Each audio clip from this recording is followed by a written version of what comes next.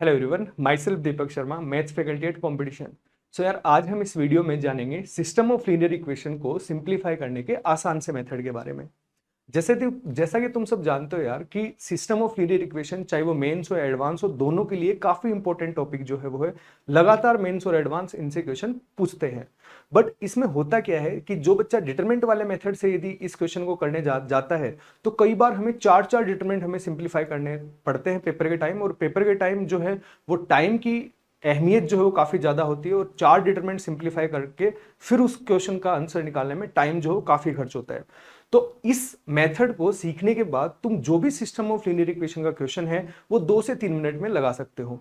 ये मेथड कौन सा है यार? ये मेथड है रैंक मेथड, जिससे हम रैंक की हेल्प से अपन सिस्टम ऑफ लीनियर इक्वेशन को सिंप्लीफाई करेंगे। हम यहाँ पे एक भी डिटरमिनेंट कैलकुलेट करने नहीं जा रहे हैं, हमें डिटरमिनेंट एक भी कैलकुलेट करने की जरूरत नहीं है। हम थोड़ी सी कैलकुलेशन करेंगे रैंक निकालने के लिए, और उसकी हेल्प से अपन पूरे सिस्टम ऑफ लीनियर इक्वेशन के सारे सवाल हैं वो अपन लगाएंगे। अच्छा, इस वीडियो में अपन सबसे पहले देखेंगे कि रैंक क्या होती है, क्योंकि पूरा का पूरा मेथड ही रैंक निकालने पे बेस्ड है।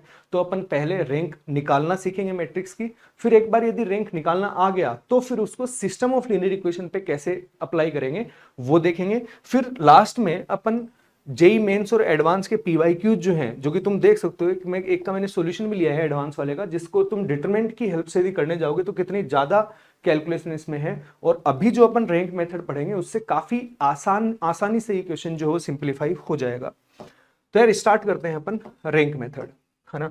तो सबसे पहले अपन रैंक ऑफ मैट्रिक्स के बारे में जानेंगे कि यार रैंक ऑफ मैट्रिक्स होती क्या है। तो यार रैंक ऑफ मैट्रिक्स की यदि बात करें तो सबसे पहले तो मैं यही बता दूं कि किसी भी मैट्रिक्स की जो रैंक है ये डिटरमिनेंट की तरह नहीं कि केवल स्क्वायर मैट्रिक्स की ही निकाली जा सकती है। रैंक जो है वो चाहे स्क्वायर हो चाहे कोई भी मैट्रिक्स हो, हम सभी मैट्रिक्स की रैंक जो हो निकाल सकते हैं। यूजुअली इसको रो ऑफ ए से रिप्रेजेंट किया जाता है। किसी भी मैट्रिक्स ए की रैंक को अपन रो ए से रिप्रेजेंट करते हैं। तो सबसे पहले अपन जल्दी से इसकी डेफिनेशन देख लेते हैं। वैसे इसकी डेफिनेशन जो है वो सिस्टम ऑफ लीनियर इक्वेशन के निकालने में कोई काम नहीं आएगी, बट फिर भी एक बार इसकी बेसिक जो डेफिनेशन है वो देख लेते हैं। यदि मैं ये बोलता हूं कि यार किसी भी मैट्रिक्स की रैंक यदि आर है, यदि मैंने बोला कि किसी मैट्रिक्स की जो रैंक है वो आर है, तो इसका मतलब क्या हुआ? तो इसके 2 पॉइंट होते हैं, है ना। तो पहला जो अपन क्या क्या बातें बोल सकते हैं, वो पहली बात क्या है कि यार all square sub matrix of order R greater than equal to R plus 1 will be singular. यदि किसी मैट्रिक्स की रैंक आर है तो जो भी सब मैट्रिक्स होंगे, स्क्वायर सब मैट्रिक्स होंगे ए मैट्रिक्स के, जिसका ऑर्डर आर प्लस 1 या उससे ज्यादा है, सारे के सारे जो है वो सिंगुलर होंगे, मतलब उनका डिटरमिनेंट जो है वो 0 आएगा।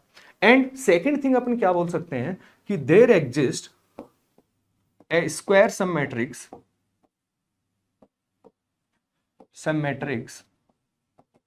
ऑफ ए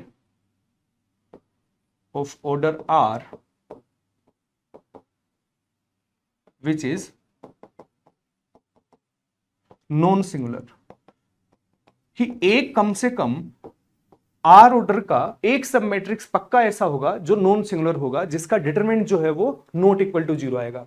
अब इन दोनों पॉइंट का मतलब क्या हुआ यदि अपन वो देखें तो अपन ऐसे बोल सकते हैं, जैसे अपने पेपर में 3x3 के मैट्रिक्स ज्यादा आते हैं, तो अपन किसी मैट्रिक्स का ऑर्डर जो है वो 3 ही मैं कंसिडर कर लेता हूं। जैसे ए कोई मैट्रिक्स है वो 3x3 का है, तो 3x3 का यदि मैट्रिक्स है कोई भी, मैं यहाँ पे स्क्वायर मैट्रिक्स ही ले रहा हूँ, है ना, वो बस समझने के लिए आसानी रहेगी।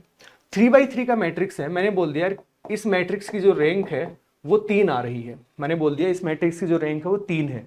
तो इन दोनों प्रॉपर्टी के हेल्प से क्या हुआ, मैं क्या क्या बोल सकता हूं कि यार देखो, 4 या 4 ऑर्डर का, 4 या 4 से ज्यादा ऑर्डर के जो सब मैट्रिक्स हैं उनका डिटरमिनेंट जो है 0 होगा। इसने पहला पॉइंट यही है कि r प्लस 1 या उससे ज्यादा ऑर्डर के जितने भी मैट्रिक्स हैं वो सारे के सारे नॉन सिंगुलर हो गए। तो यहाँ पे 4 या 4 ऑर्डर का सब मैट्रिक्स तो वो तो बन ही नहीं पाएगा। सब मैट्रिक्स का मतलब यदि मैं यहां से रो या कॉलम कोई भी हटाऊं तो वो जो मैट्रिक्स मिलेगा मुझे वो इस ओरिजिनल मैट्रिक्स का सब मैट्रिक्स मिलेगा। सही है। तो 4 या 4 ऑर्डर का तो डिटरमिनेंट मुझे, सॉरी, मैट्रिक्स जो है वो उस मिलने वाला है नहीं। फिर इसने क्या बोला दूसरी पॉइंट कि square matrix of order R which is non singular there exist.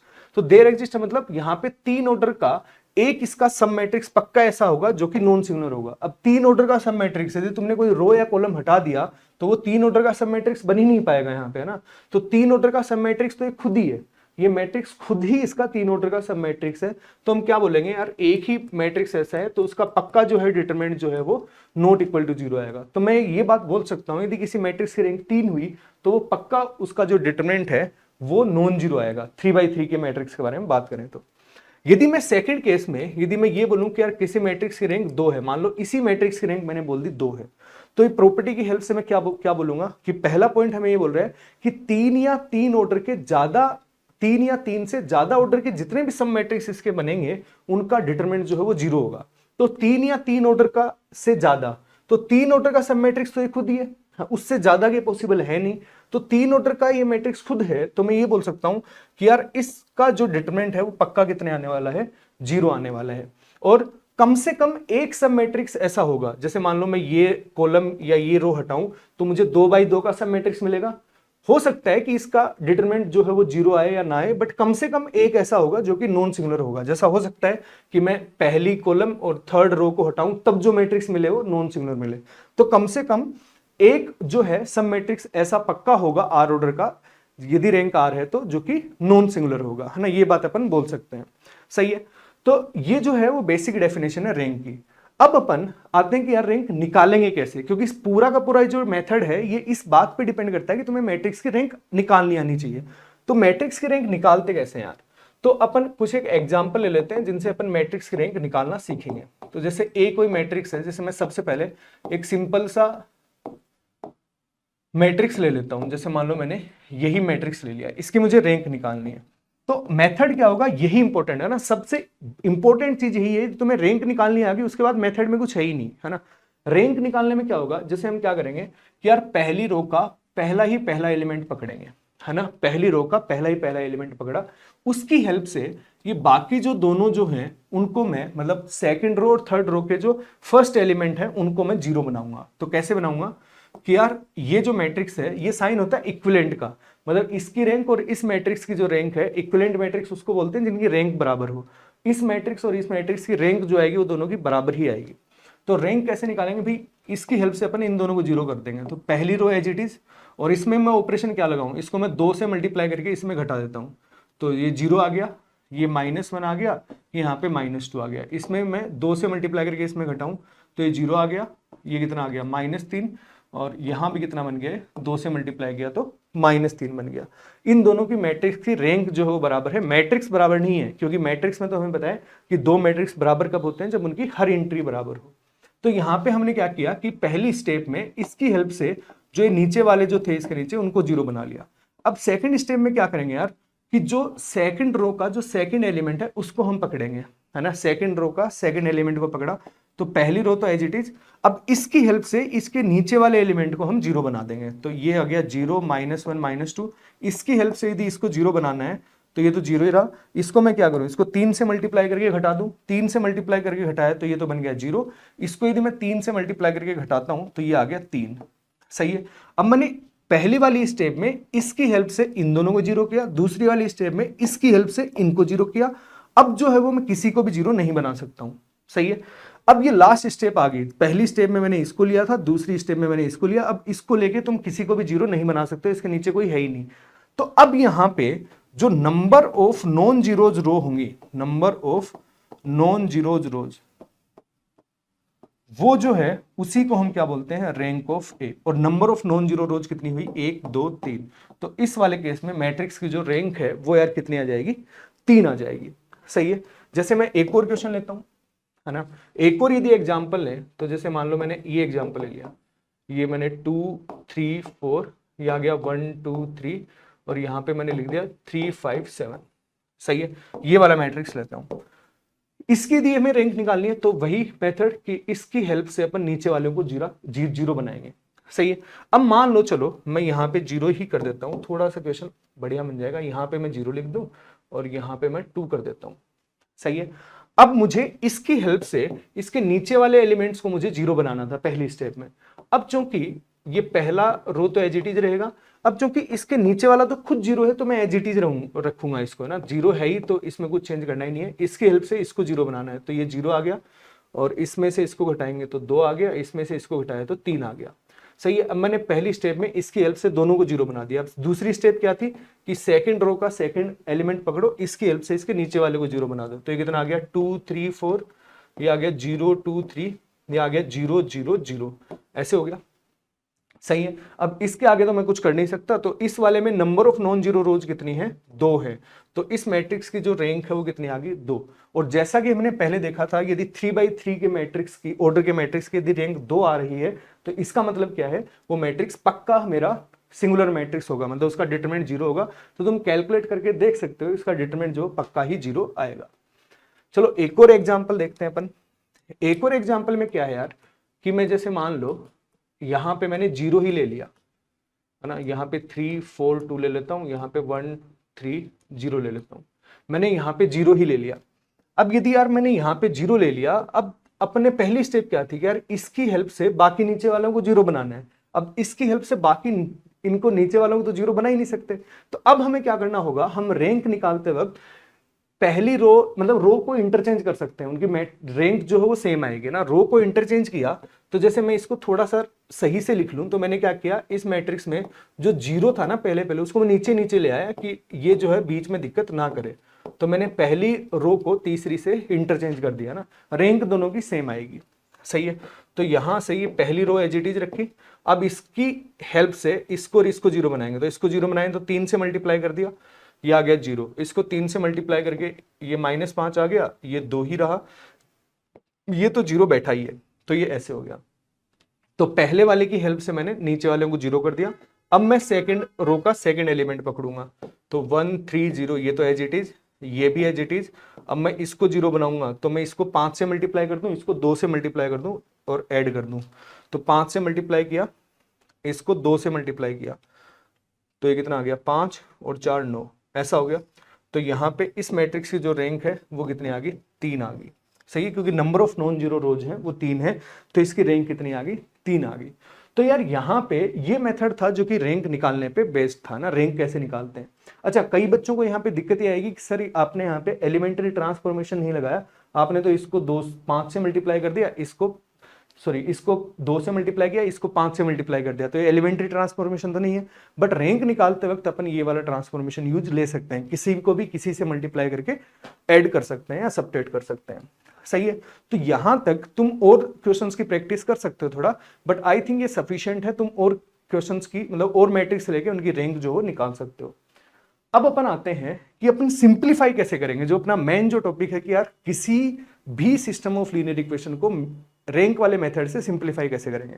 तो यार मैंने सबसे सिंपल एक क्वेश्चन लिया कि यार इस क्वेश्चन को मुझे सिंप्लीफाई करना है। तो यार सबसे पहले तुम छोटी क्लासेज में जो सिंप्लीफाई करते थे ना, एक्चुअली वही रैंक मेथड है और कुछ है ही नहीं रैंक मेथड में। तो देखो सबसे पहले क्या था कि यार हम क्या करेंगे कि यार जो भी आसान सी इक्वेशन है मैं उसको ऊपर लिख लेता हूं सबसे, जैसे x का कोफिशिएंट मतलब 1 1 है, इसको ऊपर लिख लो, या फिर ना भी लिखोगे चलेगा, चलो ऐसे कैसे ही रहने देते हैं। ऐसे कैसे अपने रहने दिया, तो मैं क्या करूंगा यार कि पहली इक्वेशन को एज इट इज लिख देता हूं। पहली इक्वेशन को मैंने एज इट इज लिख दिया, ये एज इट इज लिख दिया। फिर मैं क्या करूंगा, इसमें पहली इक्वेशन के x से हम इन दोनों से x के कोफिशिएंट जो हैं वो हटाएंगे। तो हटाएंगे कैसे, इसको मैं 2 से मल्टीप्लाई करके इसमें से घटा देता हूं ना, तो ये कितना आ गया 0 आ गया। इसको 2 से मल्टीप्लाई किया, ये घटाया तो कितना आ गया y। इसको 2 से मल्टीप्लाई किया और ये घटा दिया, तो ये कितना आ गया -4z इक्वल्स टू ये कितना आ गया, घटाओगे तो -7। सही है। अब यदि यहाँ पे देखें तो इसकी हेल्प से इसको 0 बनाना है, तो इसको 3 से मल्टीप्लाई कर दूं, इसको 0 मतलब इसको 2 से और घटा दूं, तो इसको 3 से इसको 2 से, तो ये हो गया 8 -3, तो 5y आ गया।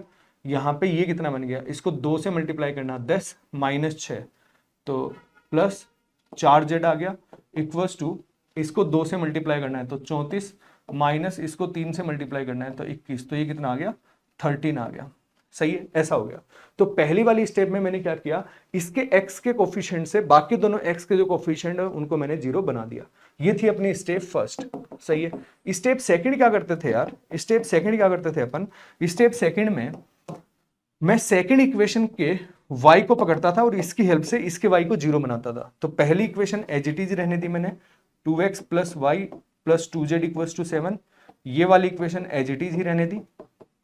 अब इसको मैं क्या करूं, इसकी हेल्प से इसको जीरो बनाना है, तो 5 से मल्टीप्लाई करके घटा दूं, तो ये तो जीरो आ गया, 0y, और इसको 5 से मल्टीप्लाई करके घटाओगे तो 5 से मल्टीप्लाई करके तुमने घटाया तो 4, तो 24z आ जाएगा, सही है। और यहाँ प्लस 35, तो यहाँ 48 आ जाएगा, सही है, ऐसा हो गया। तो बस अब अपनी system of linear equation simplify होगी। तो z की वैल्यू यहां से अपने पास निकल के आ जाती थी 2, z की वैल्यू कितनी आ गई 2, z की वैल्यू 2 यहां पे पुट करेंगे तो y की वैल्यू आ जाएगी 1, और y की वैल्यू 1 और z की वैल्यू 2 पुट करोगे तो x की वैल्यू निकल के आ जाएगी यहां से 1। तो ये जो है ये अपना सोल्यूशन हो गया, x इक्वल टू 1 आ गया, y इक्वल टू 1 आ गया और z इक्वल टू 2 आ गया। अब यदि तुम इस क्वेश्चन को ढंग से भी देखो तो जो अपने अभी रैंक जो पढ़ी थी ना, रैंक में हमने कुछ नहीं किया, अपन ने यही मेथड लगाया था रैंक में। देखो ये जो है, ये जो सिस्टम ऑफ लीनियर इक्वेशन है, मैं इससे एक मैट्रिक्स लिख रहा हूं, एक मैंने मैट्रिक्स लिखा, ये वाला मैट्रिक्स लिख रहा हूं। इसका मतलब क्या हुआ ये मैं अभी बताता हूं। जो ए जो मैट्रिक्स है वो तो मैं लिखूंगा इसके कोफिशिएंट से बनने वाला मैट्रिक्स, 2 1 2, ये आ गया 1 1 -1 3 4 5, और यहां पे मैं बस ये साइन लगा रहा हूं कि जिससे मुझे ये पता लग जाए कि यार आगे वाले कांस्टेंट, और ये कांस्टेंट क्या है 7 0 17। ये मैंने एक मैट्रिक्स जो है कंसिडर कर लिया। अब इस मैट्रिक्स की मैं रैंक निकालने जा रहा हूं, है ना। और रैंक वाला मेथड क्या था, अपन ने क्या बोला था कि यार इसकी हेल्प से इन दोनों को जीरो बनाते हैं, सही है, इसकी हेल्प से इन दोनों को जीरो बनाते हैं। तो पहली रो को मैंने एज इट इज रख दिया। अब इसकी हेल्प से इसको जीरो बनाओगे तो इसको 2 से मल्टीप्लाई करके तुम घटा सकते हो, है ना। 2 से मल्टीप्लाई करके घटाऊंगा तो ये जीरो आ गया, ये आ गया 1, 2 से मल्टीप्लाई करके घटाया तो -4, इधर -7 आएगा। इसमें इसकी हेल्प से इसको जीरो बनाओगे तो ये जीरो आ जाएगा, ये कितना आ जाएगा 5 4, और यहाँ पे आ जाएगा 13। अब सेकंड स्टेप में क्या करते थे, अब इसकी हेल्प से इसको जीरो बनाना है तो 2 1 2 7, ये तो एज इट इज रहा, 0 1 -4 -7, ये भी एज इट इज रहा। और इसको तुम 5 से मल्टीप्लाई घटाओगे, 5 से मल्टीप्लाई करके घटाना है तो ये तो जीरो आ गया, ये कितना आ गया 24, और ये यहाँ पे कितना आ गया 48।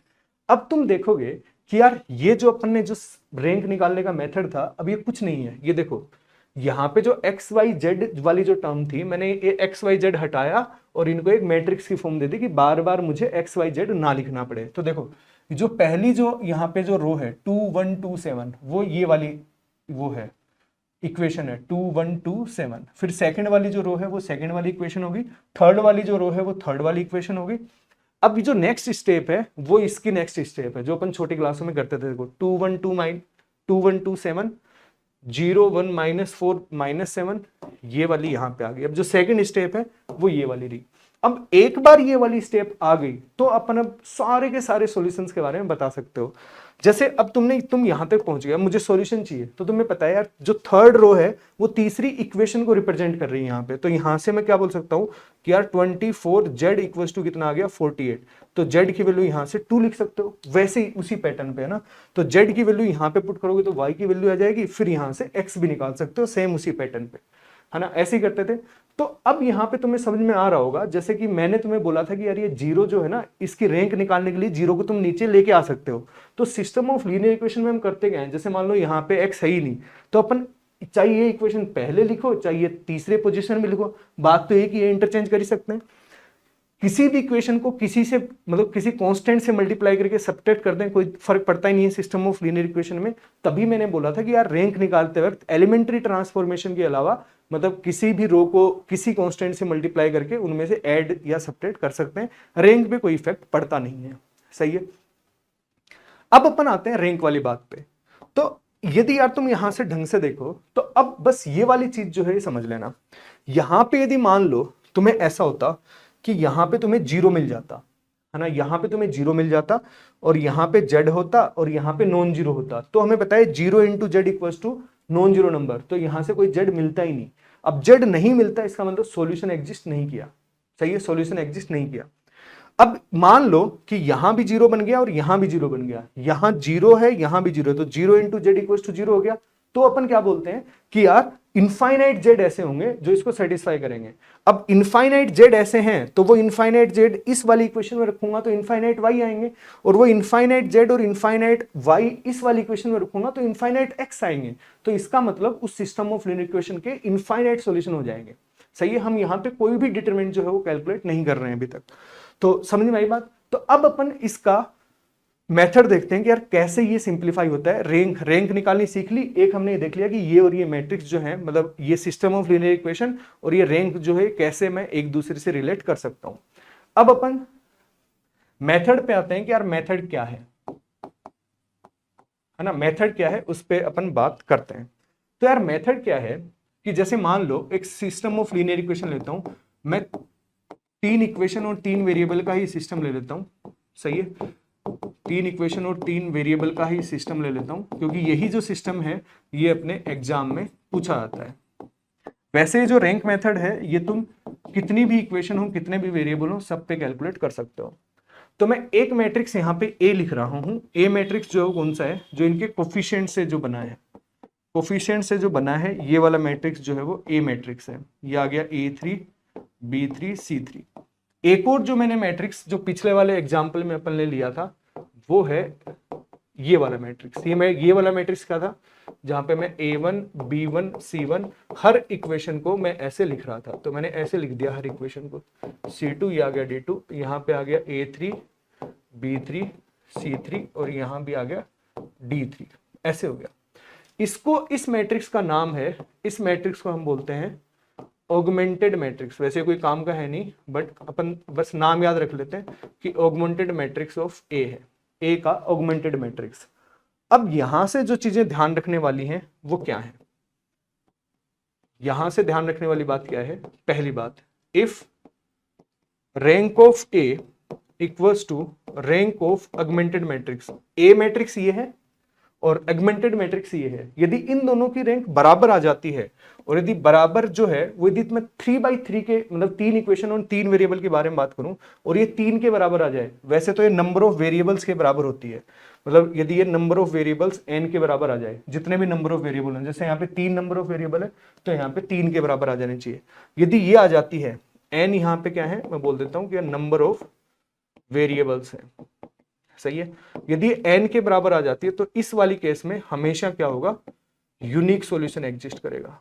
उस सिस्टम ऑफ लीनियर इक्वेशन का हमेशा क्या होगा, यूनिक सॉल्यूशन। वो तुम यहां से समझ भी सकते हो। देखो ए जो मैट्रिक्स है वो अपना इतना इतना सा इतना सा मैट्रिक्स है, ये वाला जो मैट्रिक्स है वो इतना इतना सा मैट्रिक्स है, और ऑगमेंटेड मैट्रिक्स जो है वो पूरा का पूरा मैट्रिक्स है। मैं क्या बोल रहा हूं, दोनों की रैंक यदि मान लो इसमें नंबर ऑफ वेरिएबल्स कितने 3 है तो ये 3 के बराबर आ जाए। सही है, तो ए की भी रैंक 3 होगी और ऑगमेंटेड की मैट्रिक्स भी, मतलब उसकी भी रैंक 3 होगी। तो ए की रैंक 3 होने का मतलब है कि ये वाली जो रो है इसमें लास्ट वाला जो एलिमेंट है वो 0 नहीं बना होगा, क्योंकि ये दोनों तो 0 बन जाएंगे, बट ये वाला 0 नहीं बना होगा, तभी इसकी रैंक इतनी इतनी की रैंक जो है वो 3 आई होगी। और ऑगमेंटेड की भी रैंक 3 है, इसका मतलब ये भी जो है वो एलिमेंट कुछ भी रहा होगा, मतलब ऑगमेंटेड तो पूरा है ना, तो यही नॉन जीरो हो गया, तो ये पूरा तो नॉन जीरो होगा ही होगा लास्ट वाली रो, तो इसकी भी रैंक 3 है। तो यहां से इक्वेशन क्या बनेगी, देखो यहां ये नॉन जीरो है तो कोई न कोई non zero quantity into Z equals to यहां कोई भी नंबर रहेगा तुम्हारे पास D3, तो तुम क्या बोल सकते हो कि जेड की वैल्यू कोई न कोई आएगी। जेड की वैल्यू 1 आएगी तो ऊपर वाली इक्वेशन में पुट करेंगे तो y की वैल्यू आएगी, और y और z की वैल्यू इसमें पुट करेंगे तो x की वैल्यू आ जाएगी, ये अपन बोल देंगे। सही है, ऐसे ही यदि मैं बोलूं कि यार इफ यदि रैंक ऑफ ए और रैंक ऑफ ऑगमेंटेड मैट्रिक्स से दोनों बराबर हैं बट नंबर ऑफ वेरिएबल से कम है, तो इस वाले केस में हमेशा क्या होंगे, इनफाइनाइट सॉल्यूशन होंगे। इस वाले केस में हमेशा क्या होंगे, इनफाइनाइट सॉल्यूशन होंगे। रैंक ऑफ ए और ये दोनों बराबर हैं बट नंबर ऑफ वेरिएबल से कम है। जैसे यहां पे मैं बोलूं कि दोनों की जो रैंक है वो 3 से कम है, जैसे नंबर ऑफ वेरिएबल वहां पे 3 है, मैं बोलूं इस वाले केस में कि 3 से कम है, तो 3 से कम होने का मतलब क्या हो रहा होगा, इस पूरे मैट्रिक्स की रैंक 3 से कम है तो ये सारे के सारे 0 रहे होंगे, ये वाली रो जो 0 रही होगी तभी 3 से कम है। तो ये वाली यदि क्वांटिटी बन गई, ये वाली यदि रो बन गई, तो मैं क्या बोल सकता हूं, 0 into X plus 0 into Y plus 0 into Z बराबर 0, ऐसी इक्वेशन बनेगी। तो यहां से तो इनफाइनाइट जेड ऐसे होंगे जो इसको सेटिस्फाई कर रहे होंगे। तो ये वाली कंडीशन आ गई है ना जो मैंने समझाई थी, इनफाइनाइट जेड ऐसे होंगे, इनफाइनाइट जेड है तो इनफाइनाइट वाई ऐसे होंगे, और फिर एक्स भी इनफाइनाइट होंगे। थर्ड वाला क्या है, इफ ए मैट्रिक्स की जो रैंक है वो एगमेंटेड के बराबर आई नहीं, है ना, इसकी रैंक जो है इसके बराबर नहीं आई, तो इस वाले केस में जो केस आएगा वो कौन सा होता है, नो सॉल्यूशन का केस होता है। तो तीनों केसेस ध्यान रखने होते हैं ना। यदि मैं अपना जेई मेंस और एडवांस के पॉइंट ऑफ व्यू से बात करूं तो यदि ये 3 3 3 मतलब रैंक ऑफ ए और एगमेंटेड मैट्रिक्स की दोनों की जो रैंक है वो 3 के बराबर आ गई तो यूनिक सॉल्यूशन होगा। दोनों की रैंक यदि 3 से कम आई बट बराबर है तो इनफाइनाइट सॉल्यूशन। दोनों की जो रैंक है वो बराबर है ही नहीं तो नो सॉल्यूशन वाला केस आ गया। सही है। अब यहां पे ये ध्यान रखना कि अपन जब क्वेश्चन करेंगे ना तो अभी समझेंगे कैसे इनको अप्लाई करेंगे। हम ए और ए एगमेंटेड की रैंक अलग अलग नहीं निकालने जाएंगे, अपन इसी को लेंगे और इसी से, क्योंकि ए जो है वो इसी में आ रहा है तो इसकी रैंक जो है वो अपन इसी से बता देंगे। ठीक है, तो ये पूरा मेथड था। ये 3 चीजें तुम्हें ध्यान में रखनी है। एक तो रैंक निकालनी आनी चाहिए, यदि दोनों की रैंक बराबर है और वो नंबर ऑफ वेरिएबल्स के बराबर है तो यूनिक सॉल्यूशन। दोनों की रैंक बराबर है बट वो नंबर ऑफ वेरिएबल से कम है तो इनफाइनाइट सॉल्यूशन। दोनों की रैंक बराबर ही नहीं है तो उस वाले केस में नो सॉल्यूशन। तो अब यार कुछ एक एग्जांपल अपन ले लेते हैं जो प्रीवियस ईयर के हैं और फिर समझते हैं कि इसको कैसे अप्लाई करना है। और जैसे ये वाला क्वेश्चन है ना, ये जेईई मेंस 2024 का क्वेश्चन है। अब तुम इसको डिटरमिनेंट मेथड से या फिर प्लेन वाले मेथड से तुम करके देखना, थोड़ा टाइम टेकिंग है। यदि मैं रैंक वाले मेथड से करना हुआ तो जैसे ये system of linear equation given है और हमें इनफाइनाइट सॉल्यूशन, कंसिस्टेंट कब होगा, यूनिक सॉल्यूशन, इन सब के बारे में पूछा है। तो सबसे पहले मैं इसको मैट्रिक्स फॉर्म में लिख लूँ, ऑगमेंटेड मैट्रिक्स के फॉर्म में। तो पहली इक्वेशन को ऐसे लिख लिया, दूसरी आ गई 1 2 लैम्डा स्क्वायर, ये हो गया 9, ये कितना आ गया 1 3 लैम्डा, ये है यहाँ पे म्यू। अब इसको रैंक फॉर्म में कन्वर्ट करता हूँ मैं, ये कितना आ गया 1 1 1 5, है ना। फिर ये कितना आ गया 0, मतलब डायरेक्ट घटाई दूं मैं तभी 0 बन जाएगा। ये आ गया 4, ये आ गया 0 2 लैम्डा -1 और ये आ गया म्यू -5। अब देखो यहाँ से पहली रो और दूसरी रो तो सेम ही रहने वाली है, सही है। अब मुझे इसकी हेल्प से इसको 0 बनाना है, तो ये 0 आ गया, ये 0 आ गया, मैं 2 से मल्टीप्लाई करके घटा रहा हूँ तो ये कितना आ गया, 2 से मल्टीप्लाई करके घटाया तो -2 लैम्डा स्क्वायर -1, सही है। और यहाँ से यदि मैं इसको 2 से मल्टीप्लाई करके घटाऊंगा, है ना, इसको यदि मैं 2 से मल्टीप्लाई करके घटाऊंगा तो ये आ जाएगा म्यू -5 और -8 और है तो म्यू -13 आ जाएगा। ये आ गया म्यू -13, ऐसे हो गया, सही है। अब ये तुम इसको यदि 0 करोगे, ये वाली टर्म यदि 0 होगी तो लैम्डा की 2 वैल्यू आएंगी, एक तो आ गई 1, एक आ गई -12। और इसको यदि 0 करोगे तो म्यू इक्वल्स टू आएगा 13, मतलब ये 0 कहाँ होगा, लैम्डा इक्वल्स टू 1 और -12 पे, ये म्यू इक्वल्स टू 13 पे। अब देखो पहला क्या बोल रखा है इसने, system has infinite number of solution if lambda equals to 1। मतलब तुम यहां तक पहुंच गए तो सारे के सारे क्वेश्चन सोल्व हो गए। इसने क्या बोला है, system has infinite solution, lambda equals to 1 और mu equals to 13। Mu equals to 13 है तो ये वाली टर्म 0 बन गई, है ना, और लैम्डा इक्वल्स टू 1 है तो ये वाली टर्म 0 बन गई, मतलब ये पूरी की पूरी रो जो है वो 0 बन गई। अब मैं यदि रैंक ऑफ ए देखूं इस वाले केस में, यदि ए की रैंक देखें तो यहां 0 है, ये सब 0 है, इतना इतना मैट्रिक्स के देखो तो तीसरी रो तो 0 है ना भाई ए में, तो ए की जो रैंक है वो कितनी आ गई 2, और ये भी 0 है तो अगमेंटेड पूरा का पूरा जो मैट्रिक्स है उसमें भी लास्ट रो 0 है और ये 2 रो नॉन 0 है तो इसकी रैंक भी कितनी है 2, तो जाहिर सी बात है इनफाइनाइट सॉल्यूशन आएंगे। तो पहला ऑप्शन तो वैसे सही है, इसने इनकरेक्ट पूछा है ना। सेकंड ऑप्शन में क्या है, system is inconsistent if lambda equals to 1, mu is not equal to 13। तो म्यू यदि नॉट इक्वल टू 13 है तो ये वाली क्वांटिटी नॉन जीरो आ गई, इधर जो है ये नॉन जीरो आ गया, और लैम्डा 1 है तो ये वाला क्वांटिटी 0 है, तो ये 0 है तो ए की रैंक कितनी आ गई 2, क्योंकि ये भी 0 है तो ए मैट्रिक्स तो इतना इतना सा था ना भाई, तो इसकी रैंक कितनी आ गई 2, और इस पूरे की रैंक कितनी है 3, तो दोनों की रैंक बराबर ही नहीं है, दोनों की रैंक बराबर ही नहीं है, तो उस वाले केस में नो सॉल्यूशन होगा। तो इनकंसिस्टेंट बिल्कुल सही है, क्योंकि हमने रिजल्ट देखा था ना भाई कि दोनों की रैंक बराबर नहीं है तो नो सॉल्यूशन आएगा ही आएगा। अब थर्ड वाले में चलते हैं, system is consistent if lambda is not equal to 1, mu is 13। Mu यदि 13 है तो म्यू यदि 13 है तो ये वाली क्वांटिटी कितनी होगी, अब म्यू 13 है तो ये आ गया 0, और lambda is not equal to 1 तो लैम्डा 1 नहीं है, लैम्डा 1 नहीं है तो लैम्डा जो है वो -12 भी हो सकता है, मतलब ये 0 तो 1 और -12 पे था ना, लैम्डा 1 नहीं है तो ये वाली क्वांटिटी 0 भी हो सकती है और नॉन जीरो भी हो सकती है। 0 क्यों, क्योंकि लैम्डा जब -12 हो गया तब ये 0 हो जाएगा, वरना ये नॉन जीरो हो जाएगा। तो देखो जब ये 0 है, जब ये 0 हो जाएगा, जिस केस में जब लैम्डा -12 होगा, तो ये 0 है तो ये तो हमेशा ही 0 है, ये 0 है और ये 0 है, तो ए की भी रैंक 2 आ जाएगी और अगमेंटेड की भी रैंक 2 आ जाएगी, तो दोनों की रैंक 2 है बट बराबर है तो इनफाइनाइट सॉल्यूशन आएंगे उस केस में, सही है। जब ये नॉन जीरो हो गया तो ए की रैंक 3 आ गई और पूरे के पूरे मैट्रिक्स की भी रैंक 3 आ जाएगी इसकी, पूरे के पूरे मैट्रिक्स की भी रैंक 3 आ जाएगी, क्योंकि थर्ड रो तो नॉन जीरो ही रहेगी, तो दोनों की रैंक 3 है, तो उस वाले केस में यूनिक सॉल्यूशन होगा। तो इसमें यूनिक सॉल्यूशन भी पॉसिबल है और इनफाइनाइट सॉल्यूशन भी पॉसिबल है, तो कंसिस्टेंट तो है ही, मतलब ये भी थर्ड वाला भी सही हो गया। फोर्थ वाला क्या बोल रखा है, has unique solution if mu is not equal to 13। Mu is not equal to 13 मतलब ये वाली टर्म जीरो है, और lambda is not equal to 1। Lambda is not equal to 1, वापिस यदि लैम्डा 1 नहीं है तो इसका मतलब ये नहीं कि नॉन जीरो हो गया, भाई ये जीरो भी तो हो सकता है माइनस हाफ पे, तो ये वाली क्वांटिटी जीरो भी होगी और नॉन जीरो भी होगी। अब यदि ये वाली क्वांटिटी जिस केस में जीरो हो गई, मतलब लैम्डा जब अपना माइनस हाफ के बराबर हो गया, तो ये वाली क्वांटिटी जीरो है, तो ये जीरो हो गया और ये नॉन जीरो है, तो ए की रैंक इस वाले केस में, ए इतना इतना सा था मैट्रिक्स, ए की रैंक 2 है, बट इस पूरे मैट्रिक्स के देखें तो ये तो नॉन जीरो है ना, तो ये वाला जो है ए एगमेंटेड मैट्रिक्स की जो रैंक है वो 3 आ गई, तो ए की रैंक 2 है, एगमेंटेड मैट्रिक्स की रैंक 3 है, दोनों की रैंक जो है वो बराबर नहीं हुई, तो उस वाले केस में हमें नो सॉल्यूशन मिल गया। सही है, तो यहां पे इसने यूनिक सॉल्यूशन बोल रखा था, तो ये तो बात गलत है, तो ये वाला जो है वो इनकरेक्ट हो गया। तो फोर्थ ऑप्शन जो है वो हमें इनकरेक्ट पूछा था, तो फोर्थ ऑप्शन जो है सही है। तो तुम देख सकते हो यदि यहां तक पहुंच गए तो इस क्वेश्चन में कुछ बचा ही नहीं, सारे के सारे ऑप्शन तुम चेक कर सकते हो। ऐसे ही अपन नेक्स्ट क्वेश्चन एक जेई एडवांस का क्वेश्चन लेते हैं, जेई एडवांस 2023 का ही सवाल है। यहां पे यदि अपन डिटरमिनेंट वाले मेथड से देखें तो देखो इतना सा सॉल्यूशन है इसका, डिटरमिनेंट वाले मेथड से चारों डिटरमिनेंट कैलकुलेट कर रखे हैं, और ये तुम पेपर के टाइम इतना कैलकुलेशन करोगे तो काफी टाइम खा जाएगा, है ना। यदि अपन इस वाले मेथड से करें तो ये कितना हो गया, इसको मैं लिखूं 1 2 1 7, ये आ गया 1 0 अल्फा 11, ये आ गया 2 -3 बीटा और गामा। तो पहली वाली रो तो सेम ही रहेगी, इसमें तो छेड़छाड़ करनी नहीं है। ये कितना आ गया 0, मतलब डायरेक्ट घटा रहा हूं मैं ना, इसकी हेल्प से बाकी दोनों को जीरो बनाना है। -2 अल्फा -1, और ये कितना आ गया 4, इसको 2 से मल्टीप्लाई करके यहाँ पे घटाना है, तो 0, 2 से मल्टीप्लाई करके घटाया तो -7 आ गया, और ये आ गया बीटा -2, और यहाँ पे कितना आ गया गामा -14।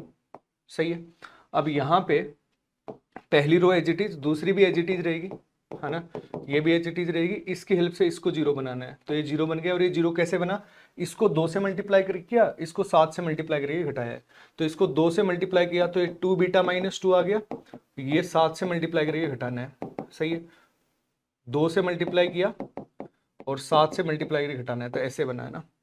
तो यदि हम इसको जीरो पुट करें, इसको जीरो करेंगे तो गामा की वैल्यू यहां से कितनी आ गई, 2 गामा इक्वल्स टू आ जाएगा 56, तो गामा कितना आ गया 28। ये जीरो कब होगा, जब गामा अपना 28 होगा, और ये जीरो होने के लिए 2 बीटा -4 -7 अल्फा +3 +7, और ये ऐसे हो गया ना।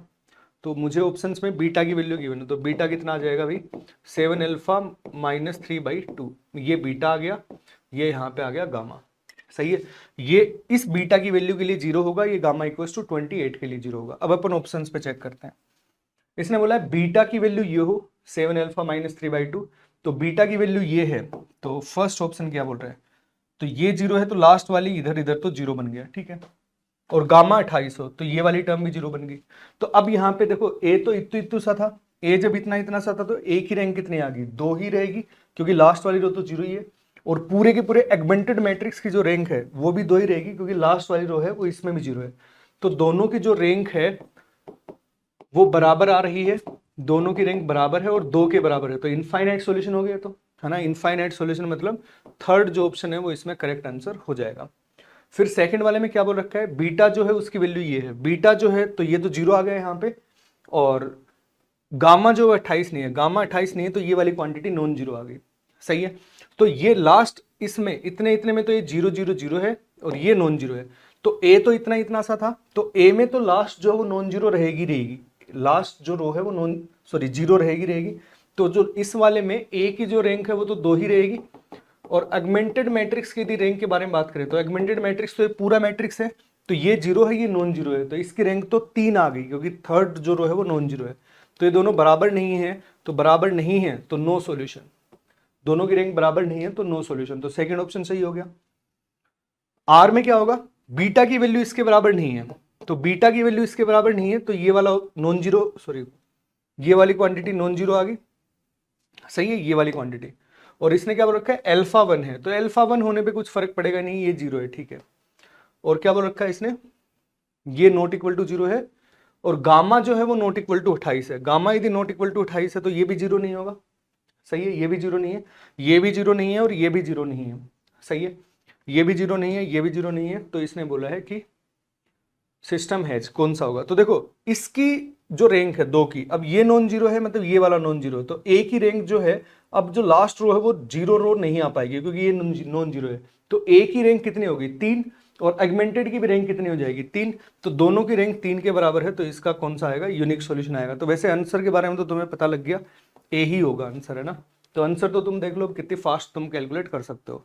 चलो एस और देख लेते हैं भाई। एस में इसने क्या बोल रखा है, अल्फा 1 है, गामा 28 है, अल्फा 1 है और गामा 28 है। अल्फा 1 है तो ये जीरो हो गया, चलो ये ऊपर वाली जो क्वांटिटी ये जीरो होगी। गामा 28 है, गामा 28 का अंदर ये जीरो, और ये जो है इसके बारे में कुछ नहीं हो सकता, ये स्वतंत्र घूम सकता है, कहीं भी जा सकता है, जीरो भी हो सकता है, नॉन जीरो हो सकता है। अब पहला केस लेंगे अपन, यदि ये जीरो हो गया, ये यदि जीरो हो गया क्योंकि तो दोनों की रैंक जो है वो दो दो होगी, दोनों की रैंक जो है वो दो दो होगी, तो इनफाइनाइट सॉल्यूशन आ गए, है ना। तो इस वाले केस में इनफाइनाइट सॉल्यूशन भी आ सकते हैं। ये यदि नॉन जीरो हो गया तो दोनों की रैंक 3-3 हो जाएंगी, तो यूनिक सॉल्यूशन भी आ सकता है ना, यूनिक सॉल्यूशन भी आ सकता है और इनफाइनाइटली मेनी सॉल्यूशन भी आ सकते हैं, है ना। बट श्योर नहीं है कि यूनिक आएगा या इनफाइनाइट आएगा, वो इस चीज पे डिपेंड कर रहा है कि ये वैल्यू किसके बराबर आएगी, सही है। बट यदि हम सॉल्यूशन के बारे में बात करें कि जैसे एस में फोर्थ वाला सही है, तो फोर्थ वाला जो है वो सॉल्यूशन के बारे में बात कर रहा है ना, क्या सॉल्यूशन होगा। तो यदि हम इसको बिल्कुल जैसे अभी अपन ने देखा था कि सॉल्यूशन फाइंड आउट कैसे होंगे, जैसे इस वाले में, जो इस वाले एग्जाम्पल में सॉल्यूशन कैसे फाइंड आउट होंगे वो अपन ने देखा था, तो वो वाली चीज यदि यहाँ पे देखें तो देखो यहाँ पे अपन क्या बोल सकते हैं कि यार जो लास्ट इक्वेशन बनेगी ये जीरो है, ये नॉन जीरो है, तो ये क्या बनेगा, ये कोई भी वेरिएबल है जैसे, है ना, तो ये वेरिएबल मान लो मैं टी मानू, तो T into Z equal to zero बनेगा, सही है, T into Z equal to zero बनेगा। तो यहाँ पे यदि मैं Z equal to zero put करूँ, क्योंकि हमें पूछ रहा है कि इसका solution has a solution, as a solution मतलब एक सॉल्यूशन होगा, तो z इक्वल टू जीरो है तो ये जीरो हो गया, सही है, z इक्वल टू जीरो होने पे ये जीरो हो गया। ऊपर वाली इक्वेशन कितनी आएगी, -2y, और ये जीरो है इक्वल्स टू 4, तो y इक्वल्स टू कितना आ गया -2, और ऊपर वाली इक्वेशन तो यही रहेगी हमेशा, तो x plus 2y plus z equals to 7, तो z की वैल्यू जीरो थी, ये -2 थी, तो x की वैल्यू कितनी आ गई 11, तो सॉल्यूशन क्या आ गया 11 -2 और 0, 11 -2 और 0, तो इसमें कौन सा हो जाएगा, फोर्थ आ जाएगा, सही है। तो ये जो इसके फर्स्ट जो है वो सही आंसर हो गया। तो ये कुछ एक एग्जांपल है, तो यार तुम जो है वो इस मेथड से ट्राई कर सकते हो क्वेश्चंस को, और तुम देखोगे एक बार ये तुम्हें थोड़ा सा हैबिट होगी इस मेथड की, तो फटाफट ये सारे के सारे सवाल हो जाएंगे। डिटरमिनेंट की तरह तुम्हें सोल्व करने की जरूरत नहीं है, तो डिटरमिनेंट में इतनी कैलकुलेशन तुम्हें पेपर के टाइम करने पड़े तो ये 10 मिनट खा जाएगा तुम्हारा, है ना। तो इसमें कोई भी यदि तुम्हें डाउट हो इस वीडियो में, कोई भी डाउट आए किसी भी बीच के किसी टॉपिक पे या कॉन्सेप्ट पे, तो तुम इसमें कमेंट सेक्शन में तुम पूछ सकते हो, मैं इसका रिप्लाई देने की कोशिश करूंगा। All the very best.